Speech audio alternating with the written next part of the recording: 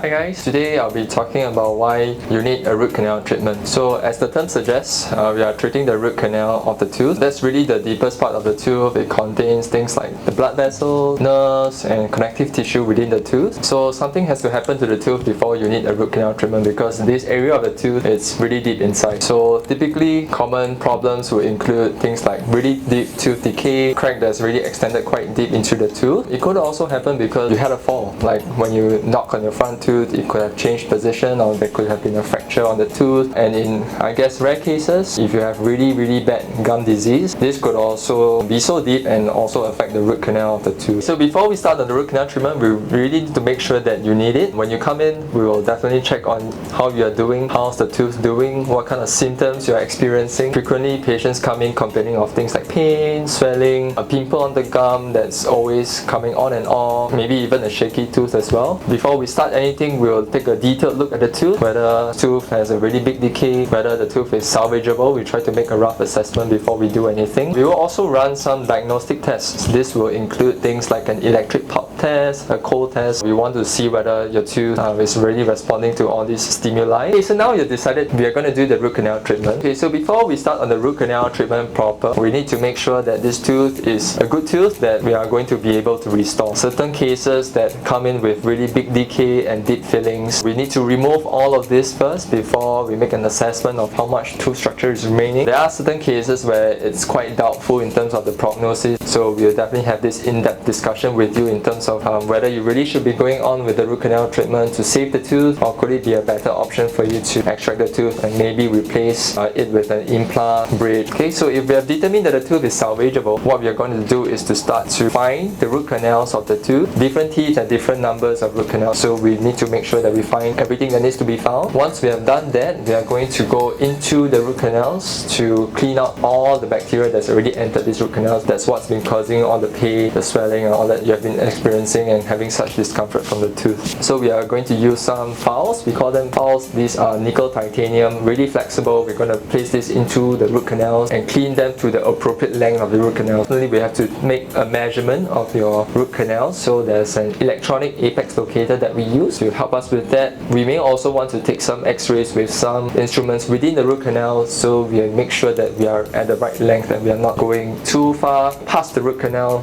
or even too short. Then we are going to be missing out some areas and there's still some bacteria that we are not going to be able to clean out, so we want to try to avoid those situations. So as we are using files to clean the root canals of your tooth, we are also introducing some disinfecting solution that's going to help to chemically debride the root canal. So we are going to kill all the bacteria as much as we can within these root canals. So once that's done and we have really cleaned up the root canals of the tooth, we can go two ways from here. We can either finish up with the root canal treatment or we can close up for the day. I think different dentists do this differently. They have different preferences. It's been thoroughly researched, so different situations require different ways of managing. If you have like a really persistent infection, really severe pain, we might want to dry the root canals and place in some medicaments to kill off all the remaining bacteria that we didn't manage to do. We'll leave it in there for maybe a week or two before we call you back to finish up with the root canal treatment. We can also finish up on the same day. What that means is we will be drying the root canals and we will then fill up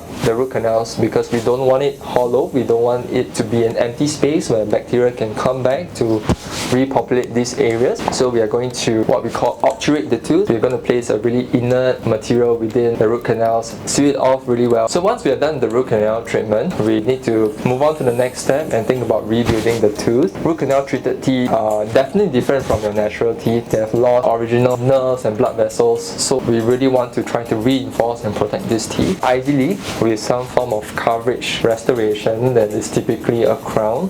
Before the crown goes on, you can imagine if your tooth already had a large decay or a big filling that we had removed prior to the root canal treatment, there is a really big cavity that we need to build some form of foundation filling on before the crown goes on top of it. This is the next step. We'll be placing the foundation filling to build the tooth up into something that we can place a crown over after that. The main misconception people have about root canal treatment is that it's really painful. I think it's definitely logical for you to think that because you came in with a really painful tooth and process that just described sounds really invasive. You're going into the tooth, removing all the nerve tissue and all that stuff. But rest assured, we will try to make this procedure as painless as it can be. We will be administering local anesthesia bacteria around the tooth. Before we start, we will make sure that the tooth is really numb and you're not feeling anything before we enter the tooth and do the necessary to remove all the bacteria within it. Another main misconception people have is that root canal treatments last forever. So honestly, anything that we can do to treat any kind of problems in your mouth, there is a lifespan to it. So for root canal treatment, it's the same. We are dealing with really microscopic bacteria. We are trying our best to clear out as much as we can, but frequently we are not able to. What we really want to try then is to reduce the amount of bacteria up to a certain limit, and the rest is up for your body to kind of remove for us. Sometimes the bacteria inside the root canal can be harboring at certain accessory root canals that we are not able to reach, where our files and disinfecting solution is not able to reach.